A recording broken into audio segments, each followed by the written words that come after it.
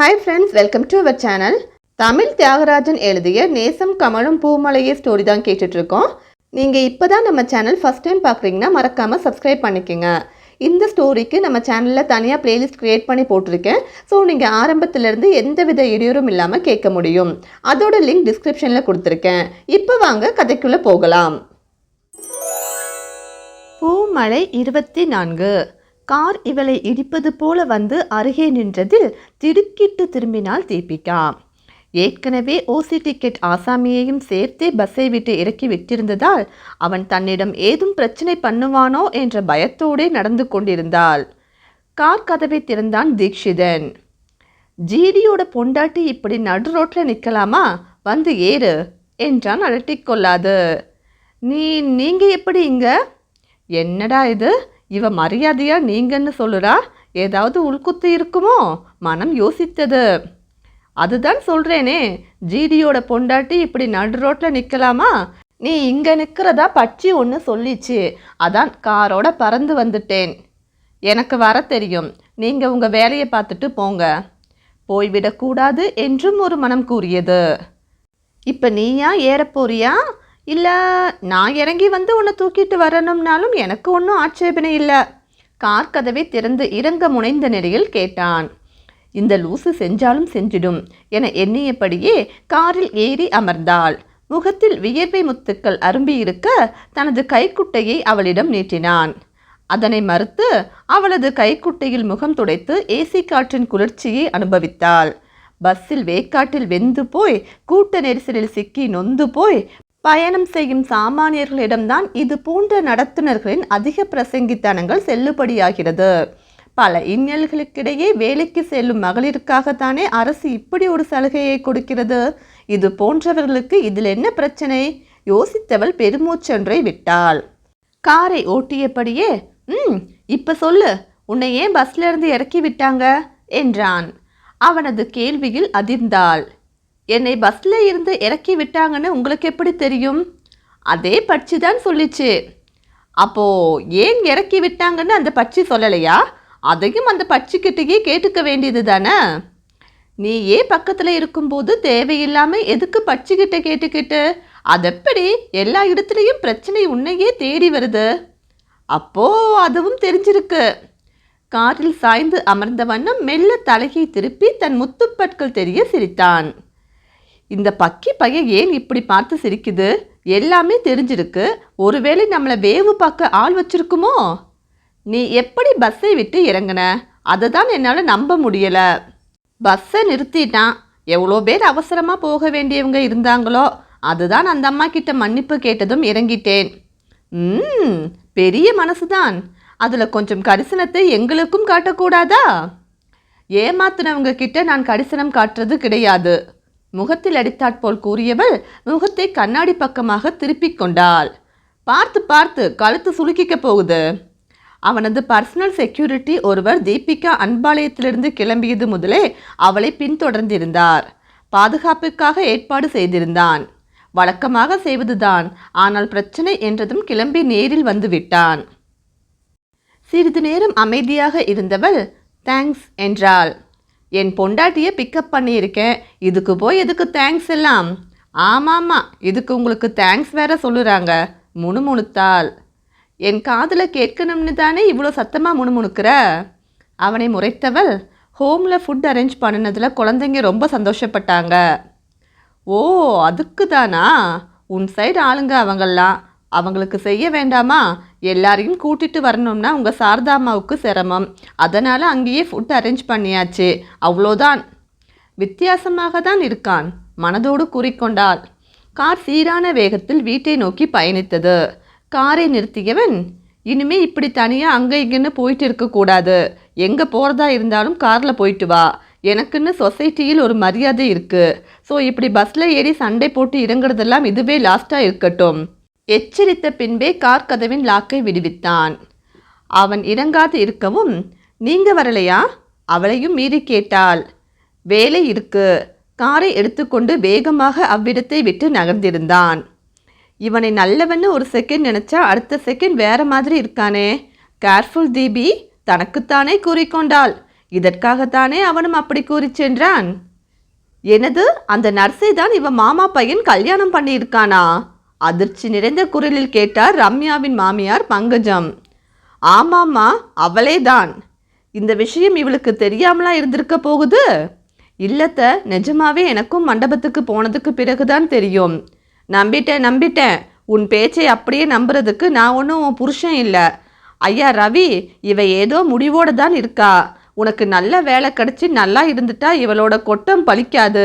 அதுக்காகத்தான் உன்னை அவளோட கட்டுப்பாட்டிலேயே வச்சுக்கிறதுக்கு ஏதோ பிளான் பண்ணி இருக்கா. என்ன பேச்சு பேசுறீங்கத்த? இவருக்கு நல்ல வேலை கிடைச்சா நானும் என் குழந்தைகளும் சேர்த்து தானே நல்லா இருக்க போகிறோம். அதை ஏன் நான் கெடுக்க போகிறேன்? குழந்தைங்களோட நல்லா இருப்பாளாம். குடும்பத்துக்கு ஒரு வாரிசு பெற்று தர வக்குல பேச வந்துட்டா. தேவையில்லாமல் பேசாதீங்கத்த. ஏன், நான் என்ன பிள்ளை இல்லாமலா இருக்கேன்? ஒரு வாரிசை பெத்துட்டேன், இன்னொரு வாரிசை வயிற்றில் சுமந்தபடி இருக்கேன். ஆமாம், இந்த பொட்டச்சியை பெத்து போட்டுட்டு வாரிசை பெத்துட்டாலாம். குழந்தையை சுட்டிக்காட்டி நீட்டி முழக்கி கூறினார். குழந்தையை ஒழுங்கா பேசுங்கத்த, நீங்களும் பொண்ணுதான், மறந்துடாதீங்க. ஏய், என்னடி ஓவரா பேசிட்டே போற? அம்மாவையே எதிர்த்து பேசுகிற அளவுக்கு ஆயிட்டியா? இதுக்கு மேலே ஒரு வார்த்தை பேசின அப்புறம் நல்லா இருக்காது, பார்த்துக்க. என்னங்க இப்போ உங்களுக்கு பிரச்சனை? தீபிகா யாருன்னு தெரியாம தானே 2 பேரும் கல்யாணத்துக்கு போனோம். இப்போ என்னமோ உங்கள் அம்மா நான் வேணும்னே ஏதோ செஞ்ச மாதிரி சொல்லிட்டு இருக்காங்க. நீங்களும் அதை கேட்டுட்டு என்ன திட்டுறீங்க? குழந்தை ஆணாகவோ பெண்ணாகவோ பிறக்கிறது நான் ஒருத்தி மட்டும் சம்மந்தப்பட்டது இல்லை. சே, என்னமோ பண்ணி தொலைங்க. புருஷன் பொண்டாட்டினா கொஞ்சமாவது நம்பிக்கை இருக்கணும். சொன்னவள் அங்கு நின்று பேச பிடிக்காது பவித்ராவை தூக்கி கொண்டு தனது அறைக்கு சென்றாள். இப்படி ஒரு திமிரு பிடிச்சவளை உன் தலையில கட்டி வச்சுட்டேனே, கொல்லி போட ஒரு புள்ளை வேணும்னு சொல்றது குத்தமா? பார்த்து நடந்துக்கையா. அம்மா உன் நல்லதுக்கு தான் சொல்லுறேன். அம்மாவுக்கும் உன்னையும் உன் அண்ணனையும் விட்டா வேற யாரு இருக்கா? உன் பொண்டாட்டி பேச்சை கேட்டு அம்மாவை கைவிட்டுடாதையா. உருகி வந்தன வார்த்தைகள். இந்த மாதிரியான அம்மாக்கள் தான் பல கணவன் மனைவி பிரிந்திருக்க காரணமாகின்றனர். மகனிடம் ஒரு முகமும் மருமகளிடம் ஒரு முகமும் கொண்டு தங்களுக்கு சாதகமாக அனைத்தையும் மாற்றிக்கொள்ள துடிக்கும் எண்ணம் நிறைந்தவர்கள். நேரடியாக சண்டையிடுபவர்களை விட மோசமானவர்கள். கஷ்டப்பட்டு உன்னை வளர்த்து ஆளாக்கினேன். உன்னை எப்படிலாம் பார்த்துக்கிட்டதுக்கு நீ காட்டும் நன்றி கடனா இது? இம்மாதிரியான எமோஷனல் பிளாக்மெயில் வார்த்தைகள் இவர்களின் பலம். பிள்ளைகளின் நலனில் உண்மையான அக்கறையுள்ள எந்த பெற்றோரும் இத்தகைய வார்த்தைகளை கூறி பிள்ளைகளை சங்கடப்படுத்துவதில்லை. தங்கள் தேவையை பிரதானமாக கருதுபவர்களே இம்மாதிரியான வார்த்தைகளை உபயோகப்படுத்துகின்றனர். இதை புரிந்து கொள்ள இயலாது தாய்க்கும் மனைவிக்கும் இடையே தவித்தான் ரவீந்திரன். அம்மா ப்ளீஸ்மா, நீங்கள் கவலைப்படாதீங்க. எனக்கு உங்களை பற்றி தெரியுமா? நான் உங்களை நல்லா பார்த்துப்பேன்மா. தாயை சமாதானப்படுத்தினான். அம்மா, என்னை பாட்டிக்கு பிடிக்கலையாம்மா. அன்னைக்கு கூட அண்ணாவுக்கு மட்டும் சாக்கி கொடுத்துட்டு எனக்கு தரவே இல்லை. ஏம்மா? மழலையில் கேட்டாள் பவித்ரா. மகளை கட்டி அணைத்தாள் ரம்யா. மறந்துருப்பாங்க தங்கம். உனக்கு அம்மா இருக்கேண்டா. அம்மா தான் உனக்கு நிறைய சாக்கி தாரேனே. நீ பொய் சொல்கிற. நீ நிறைய தரமாட்ட. பிரதிமாமா தான் எனக்கு நிறைய சாக்கி தருவாங்க. அனைத்தையும் மறந்து சாக்லேட் விஷயத்தில் ஒன்றினாள். குழந்தையின் மழலை பேச்சால் மனம் லேசாகி சிரித்த ரம்யா, ஓஹோ, உங்கள் பிரகதீஷ் மாமா தான் உன் பல் எல்லாத்தையும் பூச்சி பிடிக்க வைக்கிறதா? இரு கவனிச்சுக்கிறேன். பொய்க்கோபம் காட்டி சொன்னாள். அச்சோ, நீ மாமாவை எதுவும் சொல்லாதம்மா. மாமா பாவம், எப்பவாவது தான் வாங்கி தருவாங்க. அம்மாவை கொஞ்சியபடி மாமனுக்காக ஐஸ் வைத்தது அந்த மழலை. தாயை ஒரு வழியாக சமாதானம் செய்துவிட்டு அறைக்கு வந்தான் ரவீந்திரன். ரம்யா, பதில் இல்லை அவளிடம். ஏய் ரம்யா, சாரிடி. நீ அம்மாவை மரியாதை இல்லாமல் பேசினதும் கோபப்பட்டுட்டேன். என்ன இருந்தாலும் அவங்க பெரியவங்க, கொஞ்சம் அப்படி இப்படி தான் இருப்பாங்க. நாம தான் அட்ஜஸ்ட் பண்ணிக்கணுமா? என்ன அட்ஜஸ்ட் பண்ணுறது? நான் என்ன குழந்தை பெற்றுத்தர மிஷினா? ஸ்விட்ச் போட்டு ஆண் குழந்தையை செலக்ட் பண்ணுனா உடனே ஆண் குழந்தையா பெற்று போட? அமைதியான சுபாவம் கொண்டவள் தான் ரம்யா. ஆனால் இவர்களின் பேச்சை கேட்க போய் போலீஸ் ஸ்டேஷன் வரை சென்றதில் அவளது அமைதி சற்றே தள்ளி சென்றிருந்தது. ஏம்மா, நீயும் புரிஞ்சிக்காம கோபப்படுற? புரிஞ்சிக்கிறது வேற, தப்புக்கு துணை போகிறது வேறங்க. உங்கள் அம்மா பண்ணுற எதுவும் உங்களுக்கு தப்பாக தெரியலையா? அவங்களால தானே நாம் இந்த குழந்தையை பொண்ணாக இருந்தால் கொல்ல நினச்சி அப்படி ஒரு மோசமான செயலை செய்ய இருந்தோம். ஒரு பையன் இருக்கணும்னு நினைக்கிறது நேச்சர் தானடி. அதுக்கு போய் நீயும் ஏன் இவ்வளோ பிரச்சனை பண்ணுற? பையன் இருக்கணும்னு நினைக்கிறது நேச்சர் தான், நான் இல்லைன்னு சொல்லலை. பட் பையன் மட்டும்தான் வேணும்னு நினைக்கிறது அப்நார்மல். வேணும்னா உங்கள் அம்மாவை நல்ல சைக்காட்டிஸ்டாக பார்த்து கூட்டிட்டு போயிட்டு வாங்க. ரம்யா, நீ ரொம்ப ஓவராக பேசுகிற. இதுக்கு தான் பேசாமல் இருந்தேன். இப்போவும் பேச பிடிக்காம தான் பேசிட்டு இருக்கேன். அதற்கு மேல் அவள் எதுவும் பேசவில்லை. அமைதியாக அறையிலிருந்து வெளியேறி மொட்டை மாடிக்கு சென்றான். எல்லாம் அந்த தீபிகாவால் வந்தது.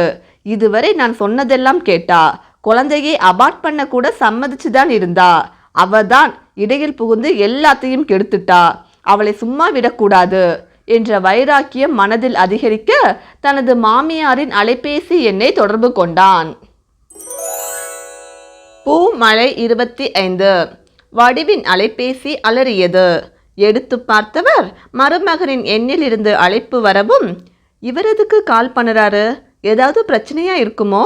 ஒருவேளை ரம்யாவுக்கு ஏதாவது? ஐயோ, யாருக்கும் எந்த பிரச்சனையும் இருக்கக்கூடாது என்ற யோசனையோடு ஹலோ என்றார். அத்தை ஃப்ரீயாக இருக்கீங்களா? நான் உங்ககிட்ட கொஞ்சம் பேசணும். என்ன தம்பி, ஏன் தயங்குறீங்க? எதுவாக இருந்தாலும் சொல்லுங்க. மாமா பக்கத்தில் இல்லையே. இல்லை தம்பி, நீங்கள் என்னென்னு சொல்லுங்க. அத்தை, எனக்கு அந்த தீபிகாவை பார்த்த நேரத்தில் இருந்து கடுப்பாக இருக்கு. போதாதைக்கு இதனால் இன்னைக்கு வீட்டில் வேற பிரச்சனை ஆயிடுச்சு. ரம்யா எங்கள் அம்மா கிட்ட சண்டைக்கு போயிட்டா. என்ன தம்பி சொல்லுறீங்க? ரம்யாவா? என்னால் நம்பவே முடியலை. அவள் ரொம்ப அமைதியான சுபாவம் உடையவளாச்சே. ஆமாத்த, அவள் எப்பவுமே அமைதியாக தான் இருப்பா. எல்லாம் அந்த திமிர் பிடிச்சவளால் வந்தது. அவள் வீட்டுக்கு வந்ததுமே எல்லா பக்கமும் பிரச்சனையாகுது. ராசி கெட்டவ, அதனால தான் அனாதையாக இருக்கா. ஒரு பெண்ணின் பலவீனத்தை வைத்து பழித்து பேசும் ஈன புத்திக்கு பேசியது தவறாக படவே இல்லை. அவ ராசி எப்படியோ இருந்துட்டு போகுது. அவளால் சும்மாவே இப்படியெல்லாம் பிரச்சனையாகுது. இனி அவ எல்லாரோடும் பழகி எல்லாருக்கும் அவளோட திமிரு வந்துட்டா ரொம்ப கஷ்டமத்த. சொல்கிறேன்னு தப்பாக நினைக்காதீங்க. எங்கள் அம்மாவுக்கு எதிராக என்னால் எதுவுமே செய்ய முடியாது. என்ன மாப்பிள்ள, நீங்கள் இப்படியெல்லாம் பேசிக்கிட்டு? நான் ரம்யா கிட்ட பக்குவமாக எடுத்து சொல்லுறேன். சரி, அது இருக்கட்டும், அதை அப்புறமா பார்க்கலாம். முதல்ல அந்த தீபிகாவுக்கு ஒரு முடிவு கட்டணும். என்ன பண்ணலாம்? நானும் அதைத்தான் யோசிச்சுட்டு இருக்கேன். ஆனால் நான் நேரடியாக ஏதாவது செஞ்சால் உங்கள் மாமா என்னை கொன்னே போட்டுருவாரு. அவகிட்ட பேசி பார்த்து அவளோட மைனஸ் என்னன்னு தெரிஞ்சுக்குங்க. நானும் அவளை பற்றி வெளியே விசாரிக்கிறேன். அப்போ தான் நாம் ஏதாவது செய்ய முடியும். எப்படியாவது அவளை நம்ம குடும்பத்தை விட்டு துரத்தணும். இல்லைன்னா உங்கள் பொண்ணோட வாழ்க்கையும் சிக்கலாயிடும். எங்கு அடித்தால் அவர் தனது வழிக்கு வருவார் என்பதை புரிந்து பேசினான். அச்சோ தம்பி, அபசகுணமாக எதுவும் பேசாதீங்க. நீங்கள் சொன்ன மாதிரி முதல்ல அவளை பற்றி நான் தெரிஞ்சுக்கிறேன். அப்புறமா அவளை வீட்டை விட்டு துரத்திடலாம். தன் பெண் வாழ்வில் சிக்கல் என்றதும் பதறும் மனம் இன்னொரு பெண்ணின் வாழ்வை சிக்கலாக்க சிறிதும் மையம் கொள்ளவில்லை. ஓகே அத்தை, நான் வைக்கிறேன். எதுவென்றாலும் எனக்கு உடனே கால் பண்ணுங்க என்று இணைப்பை துண்டித்தான். அந்த வீட்டிற்கு அடிக்கடி போனால்தான் அவளை பற்றி தெரிஞ்சிக்க முடியும். சண்டை வேற போட்டுட்டேன். இனி என்ன பண்ணலாம் என்று யோசித்தவரின் மனதில் ஒரு ஐடியா உதித்தது. அபிமா, ஏன் இப்போ அழுதுட்டு இருக்க? நாம தானே கல்யாணம் ஆனவுடனே குழந்தை வேண்டாம்னு கொஞ்ச நாள் தள்ளி போட்டோம். இப்போ நாம் குழந்தை வேணும்னு நினைக்கிற நேரத்தில் உருவாகலை. அதுக்காக வருத்தப்பட்டு என்ன பண்ணுறது? இன்னும் கொஞ்ச நாள் வெயிட் பண்ணி பார்க்கலாம். இல்லை விக்கி, எனக்கு ரொம்ப கஷ்டமாக இருக்குது. நாம் தப்பு பண்ணிட்டோமா? அப்படி நினைக்கலனா ஒருவேளை நமக்கு இப்போ குழந்தை இருந்திருக்குமோ? ஏன் திடீர்னு என்ன ஆச்சு? நீ இப்படியெல்லாம் ஃபீல் பண்ண மாட்டியே. அமைதியாக இருந்தால் அபிநயா. கன்னத்தில் கண்ணீர் கோடொன்று வழிந்து சென்றது. உன்கிட்ட தான் கேட்குறேன், என்ன ஆச்சு? என்ன நடந்ததுன்னு இப்போ சொல்ல போறியா இல்லையா? வித்யா அக்கா கால் பண்ணியிருந்தாங்க. வித்யா அபிநயாவின் உடன் பிறந்த அக்கா. அவங்க ஏதாவது சொன்னாங்களா? என்ன சொன்னாங்க? உனக்கு குழந்தை பெற்றுக்கிற ஐடியா இருக்கா இல்லையா? நீங்கள் 2 பேரும் முதல்ல ஒரு நல்ல டாக்டர்கிட்ட போய் செக்கப் பண்ணி பாருங்க. இன்னும் எத்தனை நாளைக்கு தான் இப்படி இருக்க போறீங்க? 2 பேரும் வீட்டை எதிர்த்து கல்யாணம் பண்ணிக்கிட்டீங்க. ஒரு பேரனோ பேத்தியோ பெற்று கொடுத்தா தானே 2 சைட்லேயும் கோபம் போய் எல்லாரும் உங்களை ஏற்றுக்கிட்டு நல்ல விதமாக நடந்துப்பாங்க. இன்னும் எத்தனை நாளைக்கு 2 பேரும் தனியாக வாழ்கிறதா ஐடியா? சீக்கிரமாக ஹாஸ்பிட்டல் போய் ட்ரீட்மெண்ட் எடுத்து ஒரு குழந்தையை பெற்றுக்க பாரு. நான் சொல்கிறத சொல்லிட்டேன், அதுக்கப்புறம் உன் இஷ்டம் அப்படின்னு சொன்னாங்க. கேட்ட விக்னேஷுக்கு கோபம் பொங்கியது. சொல்கிறவங்க என்ன வேணும்னாலும் சொல்லுவாங்க, அதை நினச்சி தேவையில்லாமல் நீ ஃபீல் பண்ணாத. நமக்கு எப்போ குழந்தை பிறக்குதோ அப்போ பிறக்கட்டும். அப்படியே பிறக்கலனாலும் எனக்கு நீ உனக்கு நான், இது போதும். நமக்கு வேற யாரும் வேண்டாம். அதெல்லாம் சரிதாங்க, ஆனால் நாம் கல்யாணம் முடிஞ்சதும் பிஸ்னஸில் நல்ல ஸ்டேஜுக்கு வரணும் அப்படின்னு அதன் பின்னாடியே ஓடி கண்ட மாத்திரையும் போட்டு குழந்தை பிறப்பை தள்ளி போட போய் தானே இப்படி மற்றவங்க பேசுகிறத கேட்க வேண்டியிருக்கு. நீங்கள் கூட அப்போவே சொன்னீங்க டேப்லெட் போடாதன்னு. நான் தான் அதெல்லாம் ஒன்றும் பிரச்சனை இல்லைன்னு உங்கள் பேச்சையும் கேட்கல, கவலையோடு கூறினாள். விக்னேஷ் கல்லூரி படிப்பை முடித்து கார்மெண்ட்ஸ் துவங்கி ஆரம்ப கட்டத்தில் இருந்த காலம். அபிநயாவின் வீட்டில் பெண் பார்க்கும் படலம் துவங்கி இருந்தது. இன்னும் கொஞ்ச நாள் போகட்டும், நான் இப்போதானே படித்து முடிச்சிருக்கேன் என்ற அபிநயாவின் பேச்சு பொட்ட பிள்ளைங்களுக்கு காலாகாலத்தில் கல்யாணம் பண்ணி வைக்க வேண்டாமா என்று கங்கணம் கட்டிக்கொண்டு நின்ற அவளது பாட்டியின் கூற்றில் எடுபடாமல் போனது. அடுத்தடுத்து மாப்பிள்ளை வீட்டார் படையெடுக்க திருமணம் உறுதியாகிவிடும் நிலையை எட்டியது. வேறு வழியின்றி தான் விக்னேஷை காதலிப்பதை தாயிடம் கூறியவள் விக்னேஷிடம் தங்கள் வீட்டில் வந்து பேசும்படி கூறினாள். ஆனால் அவனது வீட்டிலோ இப்பொழுதுதான் தொழில் தொடங்கி இருக்க, அதுக்குள்ள உனக்கு காதல் கத்திரிக்காய் தேவையா? உன் தங்கச்சிக்கு கல்யாணம் முடிக்கணும், அந்த அக்கறை இருக்கா என்ற விதத்தில் சென்று எப்படியோ முட்டி மோதி பேச சம்மதிக்க வைத்தால் கடைசியில் ஜாதி இருவருக்கும் இடையே பெரும் பிரச்சனையாக குறுக்கே நின்றது. இரு வீட்டினரும் சிறிதும் அசைந்து கொடுக்கவில்லை. முடிவில் வீட்டினரை எதிர்த்து திருமணம் செய்து கொண்டனர். முதலில் தொழிலில் தாங்கள் ஒரு நல்ல நிலைக்கு வர வேண்டும், ஜாதியை காரணம் காட்டி ஒதுக்கியவர்கள் முன்னால் பொருளாதார ரீதியில் நல்ல நிலையை எட்டி வாழ வேண்டும் என்ற துடிப்புடன் இருவரும் தொழிலில் கவனம் செலுத்தினர். குழந்தை பிறந்தால் தன்னால் விக்னேஷிற்கு உதவியாக இருக்க இயலாததோடு அவன் தன்னையும் சேர்த்து கவனித்து கொள்ள வேண்டியிருக்கும் என்ற எண்ணத்தால் குழந்தை பிறப்பை தள்ளி போட்டாள் அபி. அதுவே இன்று புது சிக்கலை உருவாக்கி இருந்தது. சரிம்மா, அதெல்லாம் பரவாயில்ல, முடிச்சு போனதை பற்றி யோசித்து நீ கவலைப்படாத. எப்போவுமே நேச்சுரலாக நடக்கிற விஷயத்தை மாத்திர மாதிரி நாம் ஒன்று செய்யும்போது நம்ம உடம்புல அதோட சைடு எஃபெக்ட் கொஞ்சம் நாளைக்கு இருக்க தான் செய்யும். அதனால் இன்னும் கொஞ்ச நாள் வெயிட் பண்ணுவோம். சும்மா ட்ரீட்மெண்ட் எடுக்கிறோங்கிற பேரில் உன்னை கஷ்டப்படுத்த எனக்கு சம்மதம் இல்லை. யாராவது இப்படி பேசினாங்கன்னா முகத்தில் அடித்த மாதிரி அது எங்கள் இஷ்டம், தேவையில்லாமல் என்னோட பர்சனல் விஷயத்தில் தலையிடாதீங்கன்னு சொல்லிடு. அது உன் அக்காவாக இருந்தாலும் சரி. அதெப்படி அப்படி சொல்ல முடியும்? சில விஷயங்களில் நாம் இப்படி பேசினா அடுத்தவங்க தப்பாக நினைப்பாங்களே அப்படின்னு யோசித்தோம்னா நாம் அதனால் மன வருத்தத்தை தான் அனுபவிக்க வேண்டியிருக்கும்.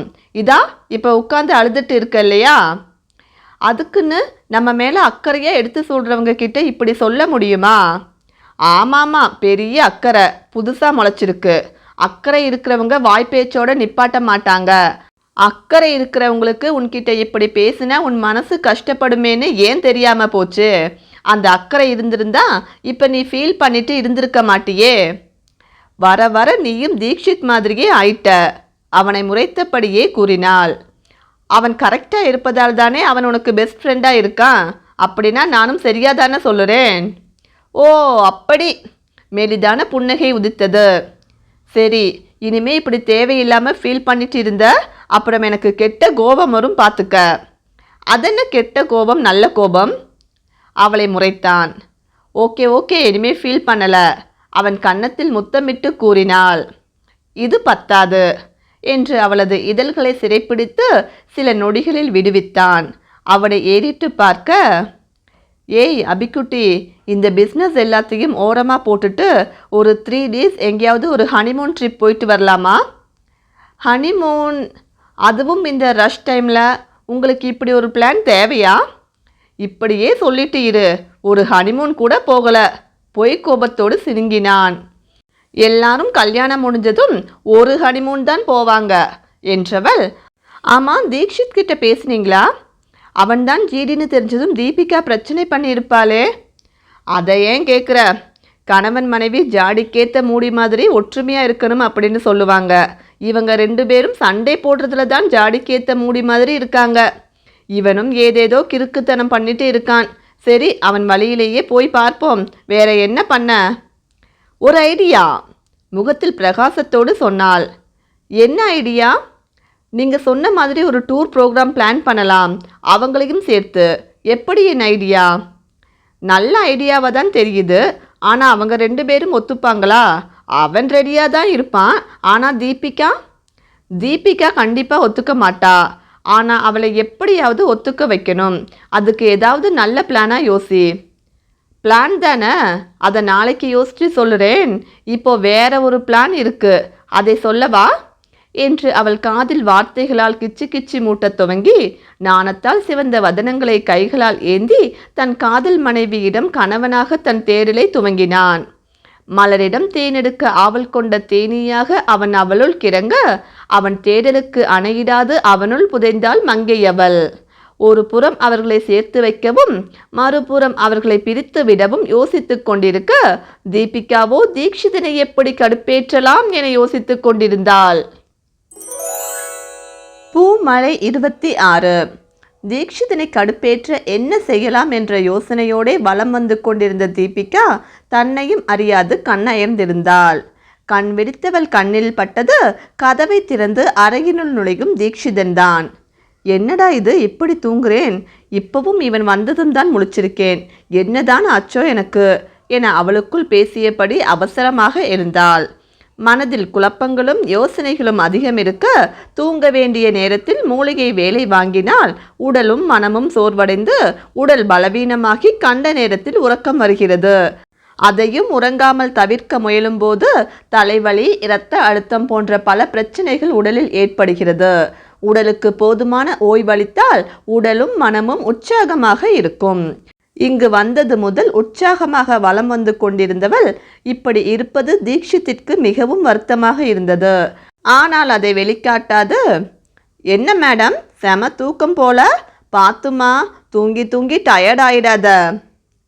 இப்போ எதுக்கு வந்ததும் வராதுமா என்னிடம் வம்புக்கு வருகிறாய்? வேற வேலையே இல்லையா? என்ன நீ அப்பப்போ வாங்க போங்கன்னு பேசுகிற, திடீர்னு மரியாதை காற்றுல பறந்து வா போன்னு சொல்லுற. ஒரே மாதிரி பேச மாட்டியா? அதுக்கும் ஏதாவது காரணம் வச்சிருக்கியா என்ன? நீ தானே சொன்ன நம்ம சண்டை இந்த ரூமுக்குள்ளே தான் இருக்கணும்னு. அப்புறம் உங்கள் அம்மா அப்பா முன்னாடியும் உன்னை வா போன்னு கூப்பிட்டா அவங்களுக்கு சங்கடமாக இருக்கும்ல. பரவாயில்லை, நல்ல முன்னேற்றம்தான் என மனதில் நினைத்து கொண்டான். அட அட அட, என்ன ஒரு புத்திசாலித்தனம். ஆனால் அவங்க இதுக்காக சங்கடப்பட மாட்டாங்க. இப்படியே கூப்பிட்டு பழகிட்ட என்று நினச்சிப்பாங்க, அவ்வளோதான். அபி கூட விக்கியே வாடா போடா என்று கூட சொல்லுவா. ஆனால் இவ்வளோ யோசிச்ச உன் மூளையை எக்ஸிபிஷனில் தான் வைக்கணும். அசடு வழிந்தாள். ஆனாலும் விடுவாளா? பரவாயில்ல, என் மூளையாவது எக்ஸிபிஷனில் வைக்கிற அளவுக்கு இருக்கு. ஆனால் உன் மூளை அதுக்கு கூட லாய்க்கில்லாதது. சரியான ஏமாத்துக்கார மூளை.